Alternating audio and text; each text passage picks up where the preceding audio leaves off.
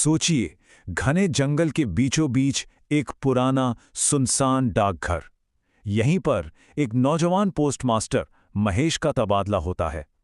वो अपनी नई नौकरी को लेकर काफी उत्साहित है, लेकिन उसे इस बात का जरा भी अंदाजा नहीं था कि ये पुरानी इमारत एक बहुत भयानक रहस्य और एक बेचैन आत्मा का घर है।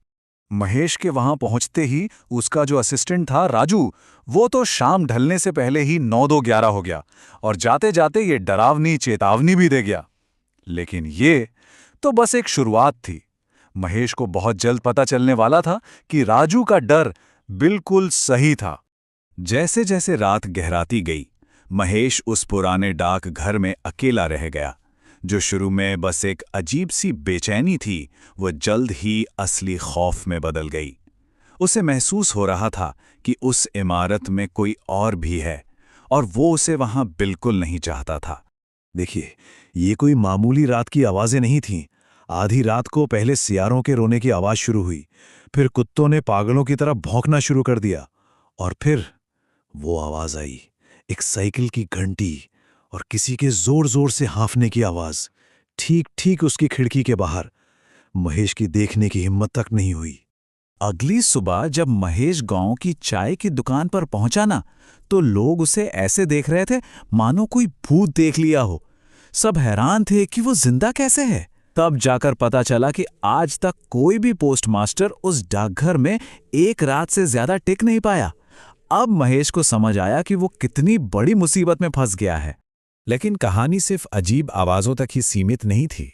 नहीं, ये मामला अब और भी ज्यादा खतरनाक होने वाला था। एक ऐसा जानलेवा सिलसिला शुरू होने वाला था जिसका सेंटर वो डाकघर ही था।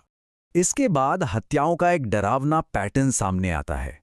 पहले विपुल नाम के एक आदमी को एक चिट्ठी मिलती है जिसमें उसे रात में एक बरगद के पेड़ के पास पैसे लेने के लिए बुलाया जाता है। वहां उसे वही साइकिल की घंटी की आवाज सुनाई देती है और फिर जंगली कुत्ते उसे नोच नोच कर मार डालते हैं। कुछ वक्त बाद बलदेव और नूपुर के साथ भी ठीक ऐसा ही होता है। महेश तो पूरी तरह से चकरा गया था। भाई, कोई उसकी पहचान का इस्तेमाल करके लोगों को मौत के मुंह में भेज रहा था। वो पोस्टमास्टर है, चिट्ठियां पहुंचाना उसका काम है, पर ये मौत की चिट्ठियां कोई और ही पहुंचा रहा था। दूसरे हत्या का गवाह बनने के बाद महेश का डर अब हिम्मत में बदल चुका था। उसने गांव वालों से जवाब मांगा जो साफ तौर पर कुछ तो छुपा रहे थे। वो समझ गया था कि ये डाकघर, वो आवाजें और ये हत्याएं सब एक दूसरे से जुड़ी हुई हैं। जब गांव वालों पर दबाव पड़ा तो आखिर में मुखिया ने मुंह खोला और महेश को एक कहानी सुनाई। एक ऐसी कहानी जो सब कुछ समझाने का दावा तो कर रही थी, लेकिन असल में वो एक बहुत बड़े और गहरे राज पर पर्दा डाल रही थी। मुखिया ने बताया कि आर्यमन नाम का एक नौजवान था, गांव का सबसे पहला पोस्टमास्टर, होनहार था, सब उसे बहुत पसंद करते थे। लेकिन एक दिन उसकी लाश जंगल में मिली। मुखिया के हिसाब से तो आर्यमन को एक जंगली जानवर ने मार डाला था और तभी से उसकी आत्मा उस डाकघर में भटक रही है। लेकिन ये एक सफेद झूठ था। असली सच्चाई तो कहीं ज्यादा खौफनाक और धोखे से भरी हुई थी। उसी रात महेश ने हिम्मत जुटाई और डाकघर के बाहर खड़ा हो गया, और तभी वो हुआ जिसके उसने कल्पना भी नहीं की थी। वो भूतिया साइकिल सवार सीधा उसके सामने आया, उसके पैरों में एक चिट्ठी फेंकी और अंधेरे में गायब हो गया। ये वो चिट्ठी थी जो सब कुछ बदलने वाली थी। कांपते हाथों से महेश ने वो चिट्ठी खोली। उसमें लिखा था कि वो आर्यमन की आत्मा है और उसे किसी जानवर ने नहीं मारा था, उसकी बेरहमी से हत्या की गई थी। चिट्ठी में आर्यमन ने बताया कि उसने सालों तक पैसे बचाए थे, सिर्फ इसलिए ताकि वो अपनी मां के लिए मुखिया का वो आलीशान घर खरीद सके। उसका मुखिया के साथ सौदा भी हो गया था। लेकिन जिस रात आर्यमन पैसे लेकर मुखिया के पास पहुंचा, उस रात उसके साथ धोखा हुआ। मुखिया ने अपने दामाद बलदेव और एक दूसरे आदमी विपुल के साथ मिलकर उसकी हत्या कर दी, सिर्फ उसके पैसे और जमीन हड़पने के लिए। और बस अब सारी कड़ियां जुड़ रही थीं।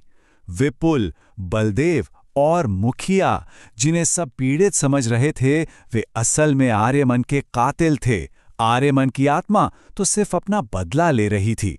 वो कोई बुरी आत्मा नहीं, बल्कि इंसाफ की तलाश में भटकती एक पीड़ित आत्मा थी। सच जानने के बाद महेश सीधा मुखिया के पास पहुंचा और उसका सामना किया। मुखिया ये सोचकर कि महेश उसकी तरफ है, भूत को हमेशा के लिए भगाने के लिए एक तांत्रिक को बुलाने का नाटक करता है और महेश से कहता है कि वो उस रात डाकघर में जरूर आए। उस रात मुखिया डाकघर पहुंचा। जैसे ही आर्यमन का भूत वहां आया, महेश के बुलाए हुए एक पुलिस इंस्पेक्टर ने भी खुद को जाहिर कर दिया। मुखिया रंगे हाथों पकड़ा गया।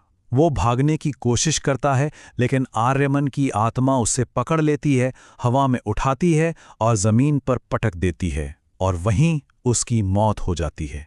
महेश की गवाही के बाद इंस्पेक्टर ने ये पक्का किया कि आर्यमन की बूढ़ी मां को उस आलीशान घर की चाबियां मिल जाएं जिसके लिए उसके बेटे ने अपनी जान दे दी थी।